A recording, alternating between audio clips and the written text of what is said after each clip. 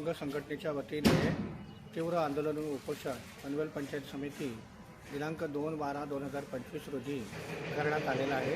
बारवाई post पोंजे तालुका पनवेल जिल्हा रायगड हद्दीतील दिव्यांग बांधव वावर श्री नितीन नारायण चंदने वय वर्ष 49 व दिव्यांग आहेत ते 64% दिव्यांग व त्यांचा मुलगा कुमार देवेंद्र नितीन चंदने वय वर्ष 16 वर्ष दिव्यांग आहे 66% कर्णबधीर आहे। अशा या अपंग बांधवांना गेल्या 4 वर्षापासून 5% बारवाई ग्रामपंचायत अपंग निधी वाटप करत नाही, त्याबद्दल यांनी हे आंदोलन इथे केलेले आहे। तर नितीन चंदने काय सांगाल आपण, हे कशासाठी आपण आंदोलन करत आहात? नमस्कार, मी नितीन नारायण चंदने, राहणार बारवाई, वय वर्ष 49, 64% अस्थिव्यंग दिव्यांग आहे आणि माझा मुलगा दिव्यांग नितीन चंदने हा 10वीला आहे। दोन्ही कानांनी कर्णबधीर आहे, त्याचा 66% दिव्यांग आहे। तो आम्ही बारवाई येथील कायमस्वरूपी रहिवासी असून बारवाई ग्रामपंचायतमधून आम्हाला मागील 4 वर्षापासून दिव्यांग निधी नाकारण्यात येत आहे। तर आम्ही फक्त एवढीच मागणी केली की आम्हाला आमचा दिव्यांग निधी मिळावा। मग याच्यासाठी तुम्ही काय अर्ज वगैरे केलेले आहेत? याच्यासाठी मी वारंवार जिल्हा परिषदपासून तर व्हिडिओपासून सर्व पत्रव्यवहार केलेला आहे। अच्छा, तरी माझ्या हाती निराशाच आलेली आहे। बर, त्यामुळे आज रुद्र अपंग संघटनेने हा आवाज उठवलेला आहे। माझ्यासोबत माझे सहकारी सारुंगे महाराज या विषय उचललेला आहे, त्याच्या माध्यमातून आम्ही संघटनेच्या माध्यमातून हा आंदोलन आम्ही उपोषण आज बसलो आहे। मग आता किती दिव्यांग आहेत तिथे पूर्ण ग्रामपंचायत? बारवाई सरपंचाच्या सांगण्यानुसार बारवाई ग्रामपंचायतमध्ये 13 दिव्यांग आहेत। बर, 13 दिव्यांगांमधून 11 जणांना दिव्यांग वाटप केलेला आहे निधी, आणि आमच्यावर हा अन्याय का? माझा प्रश्न, आमचा फक्त संघटनेचा आणि माझा प्रश्न हाच आहे, माझ्यावरच अन्याय का?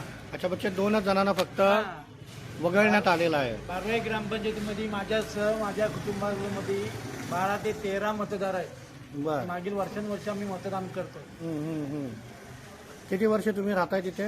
1975 ते 76 पासून आमची घरपट्टी, जुनी माझ्या वडिलांची घरपट्टी। अच्छा, म्हणजे गेली 50 वर्ष, तुम्हाला 50 वर्षापेक्षा तुम्ही जुने रहिवासी असून सुद्धा ग्रामपंचायत ही दखल घेत नाही तुमचे? नाकारण्यात येते। केवळ त्यांना त्यांचा सत्य भांड फोडतो आणि अच्छा, त्याचा विरोध करतो, म्हणून तेही हा काढलेला सूड भावनेने सूड भावनेने हा विषय त्यांनी घेतलाय की तुम्हाला जे वाटप करायला लागतं, जे निधीचं आहे ते बंद केलेलं आहे जाणून बुजून। म्हणजे ग्रामसेविका ही 5 आता आलेली आहे। कोण आहेत ग्रामसेविका तिथे? सविता राठोड आता आलेल्या आहे, आणि या मॅडमनी गावातील माझ्या विरोधातील धनराज्य लोकांची आत्मनिर्भरणी करून हा कट रचलेला आहे। अच्छा अच्छा, एवढंच माझं सांगणं आहे। आणि ही माझ्या महाराजांची पण मागणी ती, जी आमच्या संघटनेची मागणी ती, जी आमचा निधी आम्हाला मिळावा। बस ठीक आहे। आपल्यासोबत आहेत श्री राजेश साळुंके महाराज। हे गेली बऱ्याच वर्ष आपण बघतो की दिव्यांग लोकांसाठी अगदी हिरहिरीने कामं करत असतात। आज सुद्धा हे जे रुद्र अपंग सामाजिक सेवा संस्था आहे त्यांच्या वतीने त्यांनी सुद्धा जे नितीन नारायण चंदने जे दिव्यांग व्यक्ती आहेत त्या दिव्यांग व्यक्तींच्या सोबत हे सुद्धा उपोषणाला बसलेले आहेत। तर जाणून घेऊया त्यांच्या प्रतिक्रिया, नेमकं त्यांना काय वाटतं आणि त्यांना काय बोलायचं आहे। नमस्कार महाराज। नमस्कार राजेश साळुंके महाराज। मला चंदने साहेबांनी दिव्यांग निधीच्या बद्दल सांगितलं की मला 4 वर्ष निधी भेटला नाही। बर, तर आमच्या रुद्र अपंग संघटनेला मी संपर्क साधला, तर ठीक आहे बोलवा, जे आहे तू पत्रव्यवहार दाखव, तुझे काय काय केलंस। तर 4 वर्षापासून त्यांनी पत्रव्यवहार केलेली आहेत आणि आम्ही बघितली। मग तात्काळ आम्ही बोललो ठीक आहे, चला आपण एक दिवस जाऊन भेटू। व्हिडिओला आलो, भेटलो मी इथं मग पंचायत समिती व्हिडिओला भेटलो। तेव्हा साहेब बोलो असं आहे, यांचा दिव्यांग निधीबद्दल आम्हाला बोलायचं आहे। तर त्यांनी तात्काळ तिथं त्या मॅडमला फोन केला, सविता मॅडमला, ग्रामसेवकीला, की बाबा यांचा निधी का अडकवला आहे। तर नंतर ते काहीतरी कारण सांगायला लागले। तर ठीक आहे बोललो। मग नंतर आम्ही बोलो गेलो, तर ते बोलले मला महाराज तुम्ही बोलत जाऊन या यांच्या सांगती। तर मी गेलो, तिकडे गेल्यानंतर मग आम्हाला एवढं 500 वर ऑफिडेट करून द्या। तर आम्ही त्याच दिवशी 500 वर ऑपरेट करून घेतलं, आणि नंतर मग दुसऱ्या दिवशी त्याला पाठवलं। मग परत ती टाळा घालायला लागली।